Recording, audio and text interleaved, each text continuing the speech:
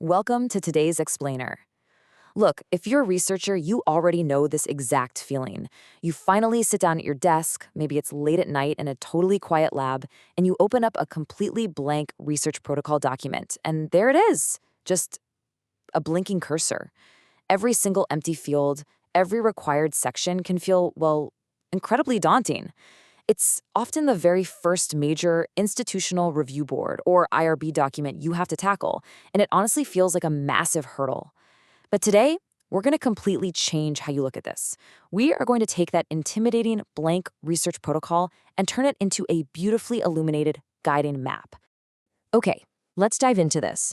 In our previous discussions, we established a really important mindset shift, right?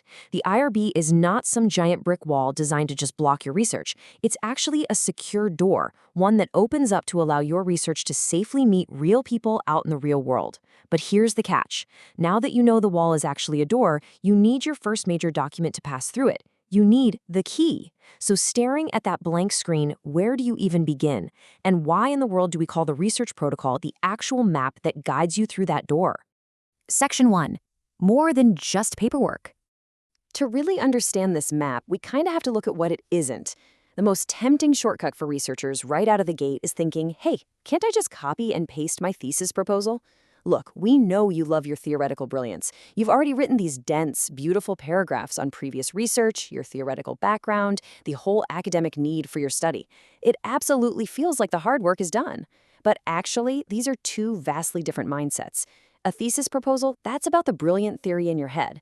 The research protocol, though, is about what real people are actually going to experience. The IRB needs to see a path, not a textbook. Section 2. The protocol is a map. This brings us to such a comforting metaphor. Your protocol is not just a tedious piece of bureaucratic paperwork that you have to suffer through. Imagine you're back in that quiet lab late at night. All those scattered, confusing documents and blank forms are just lying there on your desk.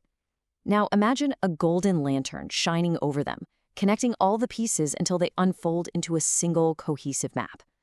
This map lets the IRB see the entire path of your research at a single glance. It shows exactly where the study starts, who it meets along the way, what steps it takes, and where it ultimately wraps up. Without this map, it's literally impossible for anyone to know where the dangers or roadblocks might be hiding. And like any good map, your research protocol has some essential stops. Think of these as the major landmarks on your journey.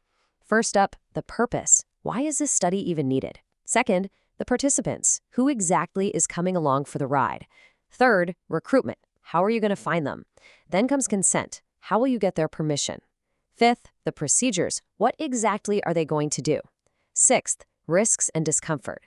What burdens or potential harms might they face? And finally, data management. How are you going to keep their personal info safe? All of these stops have to logically connect to make the path crystal clear for everyone involved. You know what's really liberating about this?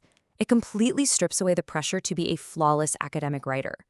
A good protocol doesn't need fancy, impressive prose. What it needs is clear flow. The IRB is looking at this exact sequence of street signs, from purpose to participants to recruitment, all the way down to data management, just to ensure it's a safe route for humans to walk. If you write the most beautiful sentences in the world, but your landmarks don't logically connect, the IRB can't follow your map, which means they can't approve your study. Section 3. Mapping the participant's journey. So the crucial point is this. To make those landmarks actually connect, we have to do a major perspective shift. You have to stop looking at the map purely from your viewpoint as the researcher and start looking at it from the viewpoint of the human being who will actually be walking the path. It is so easy to get caught up in the what do I want to know phase. But hey, that's your thesis talking. The protocol demands that you ask, what will I ask participants to actually do? What are they going to physically and emotionally experience when they step into your study? The IRB's whole job is evaluating how your research idea meets real people in the real world. You really have to illuminate the footprints of the participant. For example, instead of just vaguely saying data collection will occur, your map needs to show the concrete reality. Something like the participant will sit down, take a 20-minute survey, and consent to an audio recording of their answers. See the difference? Those are specific, concrete burdens and actions.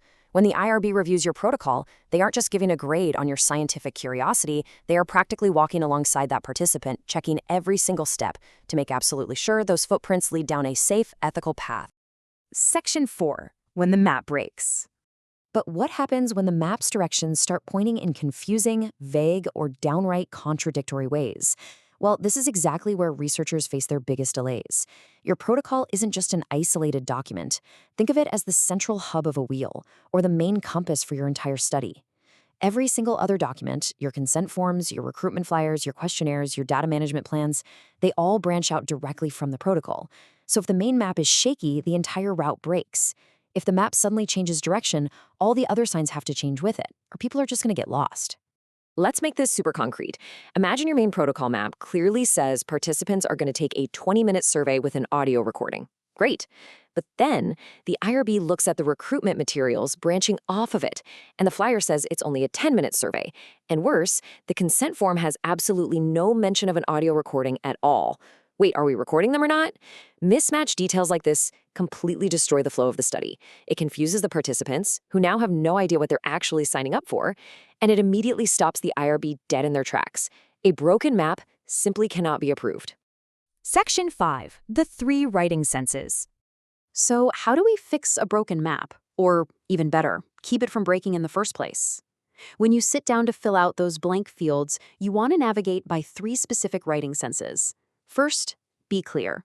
Can someone see the purpose and flow of your study at a single glance? Second, be specific. Don't use vague, fluffy language when defining who your participants are, the procedures they'll endure, or how you'll protect their data. The details really matter here. Third, and perhaps the most important, be consistent. Your protocol must match every single other study document exactly. I promise you, clarity and consistency are far more valuable here than trying to sound highly academic. And this brilliantly illustrates what happens when you apply that clear, specific, and consistent framework. You end up casting a bright light over the entire study. You ensure that the researcher, the IRB reviewer, and the human participant are all looking at the exact same path. There are no hidden traps, no sudden weird detours, and no missing pieces of information. All the puzzle pieces fit together perfectly to illuminate a truly safe journey. So, right before you hand that map over to the IRB, just do a quick gut check with 3 vital questions. 1. Is the flow visible from the very start of the study all the way to its closure? 2. Is the participant's actual, real-world experience described specifically and realistically? And 3.